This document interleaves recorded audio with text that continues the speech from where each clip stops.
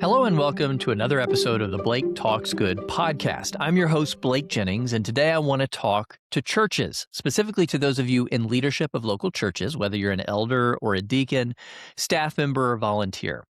I want to equip you to care well for those who are materially poor. Whether it's someone in your congregation or in the community at large who comes to your church asking for assistance to pay a past due rent bill or utilities or put groceries on the table or pay a medical debt, they need financial help. They come to your church.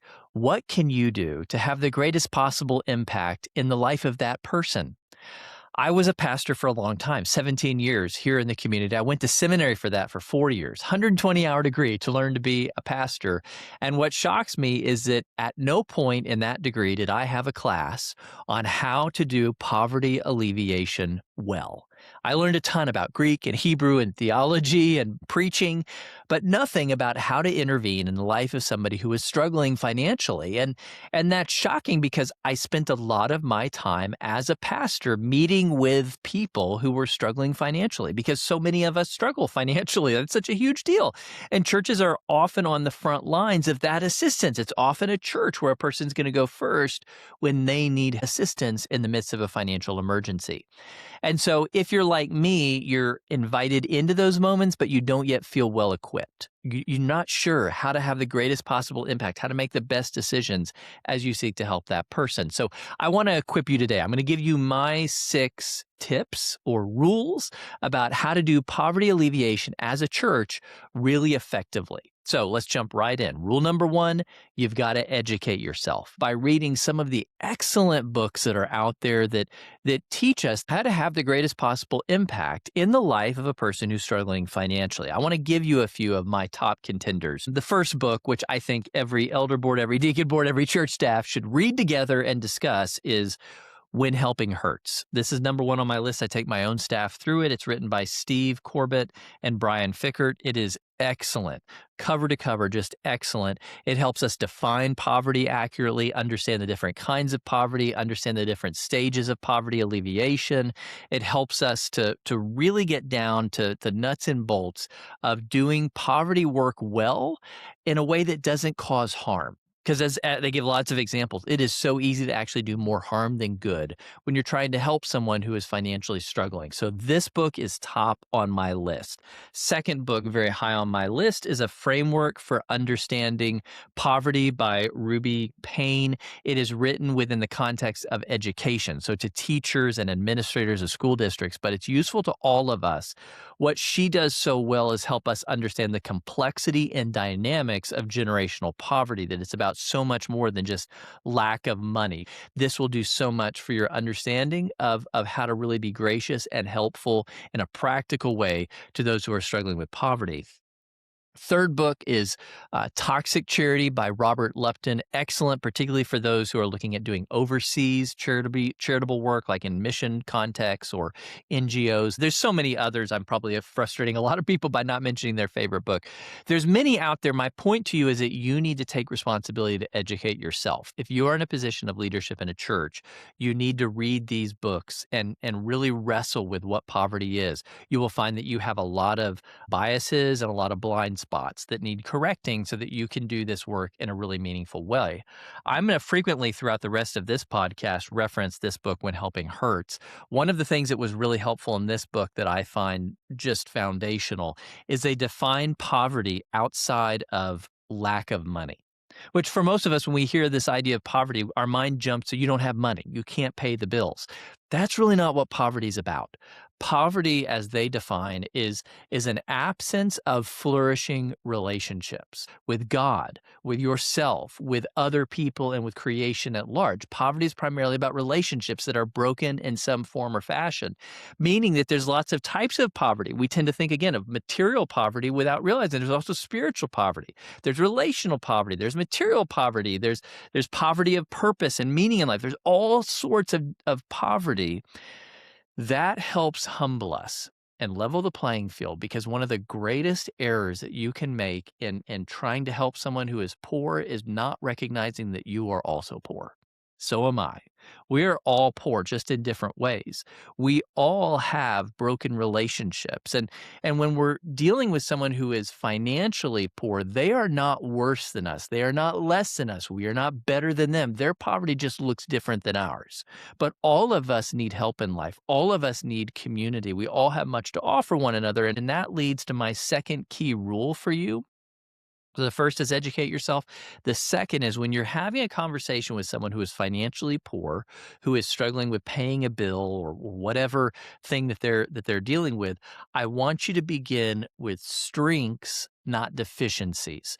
This book talks about it from the perspective of ABCD, asset-based community development. And what they're talking about is that when you're talking with a family or a person or a group who is materially poor, you do not start with the question, what is wrong with you? What do you lack? What do you need? Because that puts them in the child position and you in the parent position.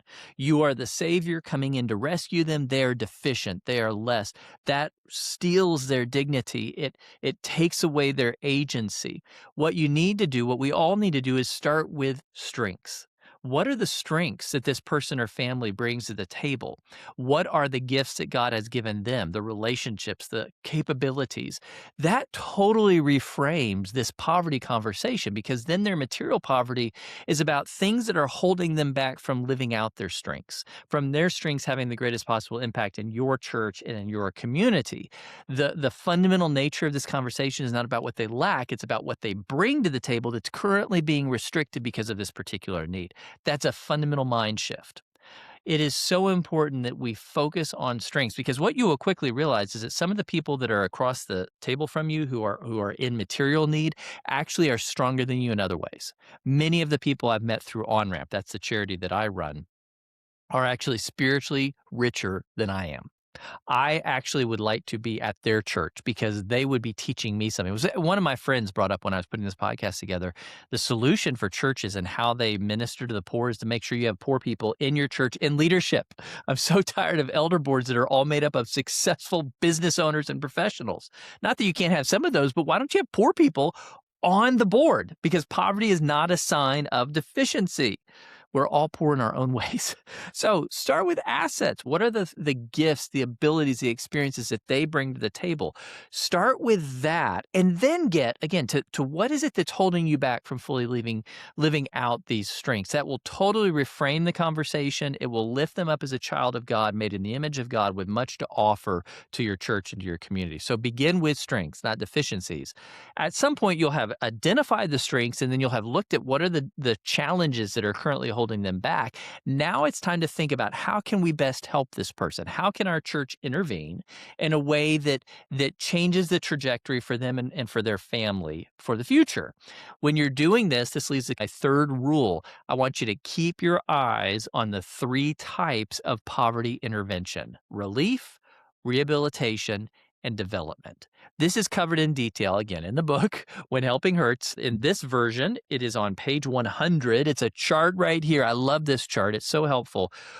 What it walks us through is that in almost every case of material or financial poverty, a person or a family suffering that poverty is going to move through three stages. There's going to first be a stage where a crisis happens and they need relief.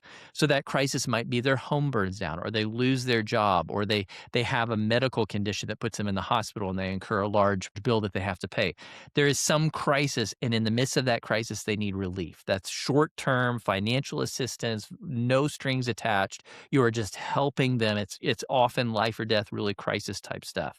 But then relief transitions to rehabilitation, where your goal is to help them get back on their feet long term. This is something that you're partnering with them in. You're helping them to be able to get back to their path. And then hopefully that moves to development, which is my favorite part of this cycle, because in development, we help them go beyond where they were so that they're better able to weather the storm in the future and able to help others weather it. This is where you're helping this person become a leader in their community, maybe a leader in your church, where they're actually transitioning from being a recipient of assistance to being a giver of assistance. They're now in the leadership position. So those are three distinct stages of poverty alleviation, and each stage has its own rules and its own goals. And it's crucial that you identify, where am I in those 3 stages, so that you can obey the rules of that stage. Because if you don't, you will do harm. For example, on the relief stage, if you let relief last too long, you will harm the person and yourself, because you'll turn them into somebody who is in a dependent or childlike position, and you're the savior or the parent in that relationship, and that's bad for both of you. So you must keep your eyes on these 3 stages, identify where you are, and follow the rules, the procedures of that stage. 4th practice for you. I call this the 80-20 rule, but the specific numbers really aren't the important thing. And on-ramp, what we mean by the 80-20 rule is that we're going to focus 80% of our money and resources and time on clients or applicants who meet our core criteria, our what we call kind of our FAT target. These are people who are motivated, teachable, and on a path towards self-sufficiency. Motivated, teachable, path towards self-sufficiency. These are people who our assistants, so in our case for OnRamp, we gift those people vehicles. So when we gift a vehicle to this person, they're motivated, meaning we know they're going to use that vehicle to really get ahead, to accomplish their goals. They're teachable, so they're humble, they're looking to learn. That's something for all of us, not just for, hopefully all of us are motivated and teachable, and they're on a path towards self-sufficiency. We believe that it's highly likely that with this gift, they'll get to a place where 5 years from now, where this vehicle wears out, they're going to be able to replace it on their own. So we're going to focus the majority of our time and resources helping those folks who are, again, motivated, teachable, and on a path towards self-sufficiency, because we believe they will end up helping many other people. It's going to create ripples in the lake of our community, if you will. They will be in a place where they can help their kids, where they can help their relatives, where they can help their neighbors for generations to come. So it's going to have the greatest possible impact. So we're going to focus the lion's share there, but then we're going to reserve, for us, it's 20%, for those who don't meet those qualifications. So this could be the elderly widower or widow who is on a fixed income, really not going to be able to work a job or do a lot of things in the community. Maybe they're medically limited, they have a significant disability. We do reserve money to help these people. That's kind of a James 1 type ministry, when James tells us visit orphans and widows in their distress. So just grace, you're being gracious, okay? So you want to reserve some funds for that. That's important and worth doing too. One is not better than the other.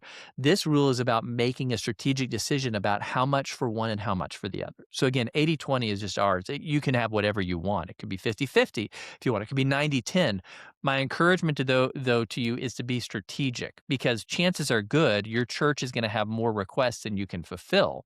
Rather than just willy-nilly meeting whatever requests come to you on a certain day, I encourage you to make strategic decisions about where you want to focus, and I would reserve the majority of your time and money to help those who are, again, motivated, teachable, and on a path towards self-sufficiency, so they can become helpers. I mean, these are the people ultimately you want to invite into leadership in your church. Hopefully they're helping you be a blessing to the community. So it's kind of about helping those who are going to end up multiplying your charitable assistance, so that more people in the future will not need to come to your church for financial help, because those people are out there helping them and helping them grow.